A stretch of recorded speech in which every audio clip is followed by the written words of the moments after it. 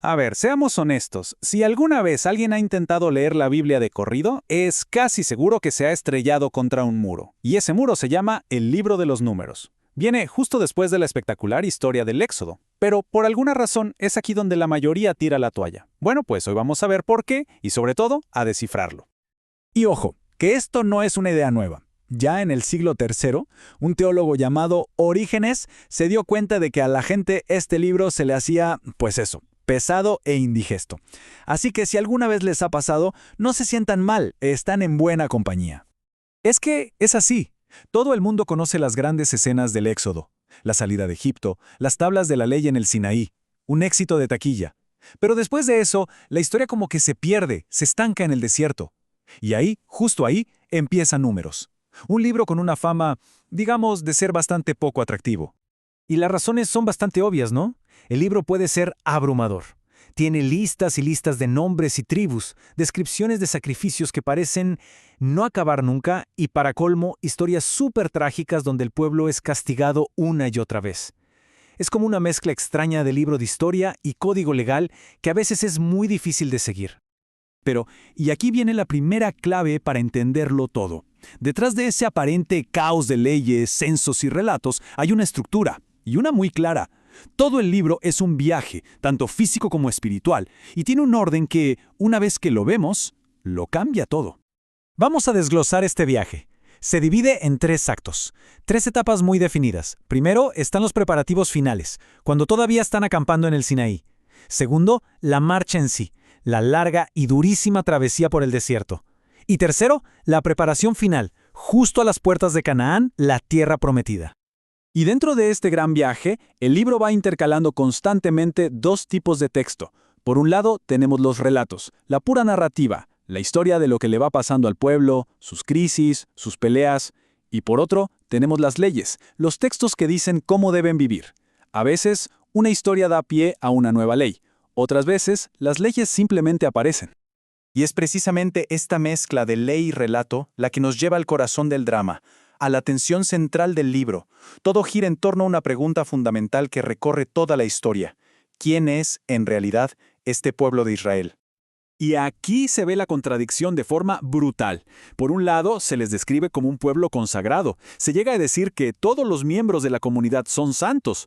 Pero, al mismo tiempo, los relatos nos muestran a un pueblo que no para de rebelarse, de quejarse y de desobedecer. ¿En qué quedamos? La idea de santidad aquí es muy concreta. No es solo un concepto abstracto, ¿eh? La presencia de Dios está físicamente ahí, en el tabernáculo, justo en el centro del campamento. Una columna de nube durante el día y de fuego por la noche los va guiando. Reciben órdenes directas. Son un pueblo literalmente apartado del resto del mundo. Entonces, aquí viene la pregunta del millón. Si se tiene a un Dios perfectamente santo, viviendo literalmente en medio de tu campamento, pero la gente es, bueno, gente y peca constantemente, ¿qué pasa?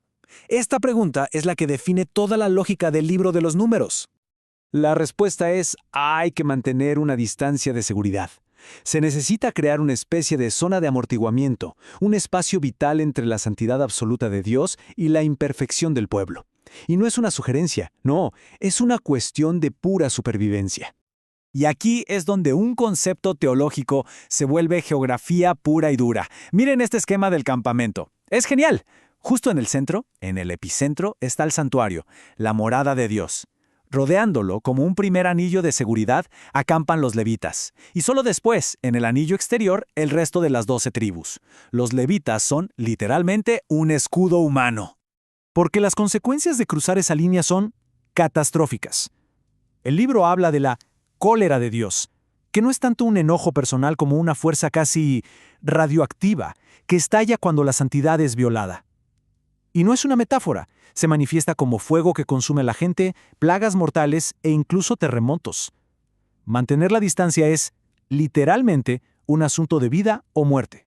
Ahora, en medio de esta tensión brutal entre un Dios santísimo y un pueblo rebelde, hay una figura central. Hablemos de la persona que tiene que gestionar esta situación increíblemente volátil: Moisés. Imaginen la presión. Y Moisés no es un personaje de cartón. El libro nos lo presenta lleno de contradicciones. Por un lado, puede ser violento y de un carácter terrible. Por otro, se le describe como el hombre más humilde de la tierra. Toma decisiones radicales, pero también tiene momentos de una duda y una desesperación profundísimas.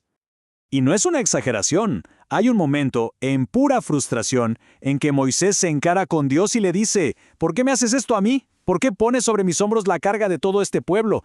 Si me vas a tratar así, mátame ahora mismo, por favor. Es el grito de un líder completamente desbordado. Y es que los problemas le llovían por todos lados. Por un lado, el pueblo, quejándose del maná, del agua, amenazando con querer volver a ser esclavos en Egipto. Por otro, otros líderes que le disputaban la autoridad. Y para colmo, hasta sus propios hermanos, Aarón y Miriam, se rebelan contra él.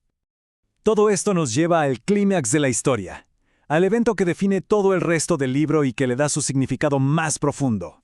La razón por la que un viaje que debía durar semanas se convirtió en una odisea de 40 años.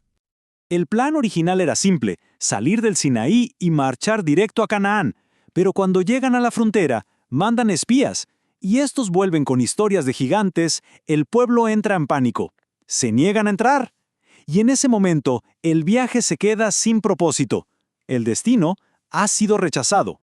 Y entonces, el viaje se transforma. Ya no es una marcha hacia un destino, sino una marcha de castigo. El veredicto de Dios es tajante. Esa generación incrédula, la que salió de Egipto, no va a entrar en la tierra prometida. Están condenados a dar vueltas por el desierto hasta que el último de ellos haya muerto. Pero aquí está el giro final de toda la historia. El fracaso de la primera generación se convierte en la formación de la segunda. El desierto, esa tierra sin destino, se convierte en la escuela, en el crisol. La propia travesía, con todas sus penurias y castigos, es lo que forja un pueblo nuevo. Un pueblo que sí estará listo para heredar lo que sus padres perdieron. Lo que nos deja pensando en una pregunta final. El libro de los Números, con todas sus listas y leyes, nos presenta esta idea poderosísima, que a veces el camino difícil, ese largo desvío que parece un fracaso, no es una interrupción del viaje, sino que es el viaje. Quizás un camino necesario para forjar algo nuevo y al final alcanzar una libertad verdadera.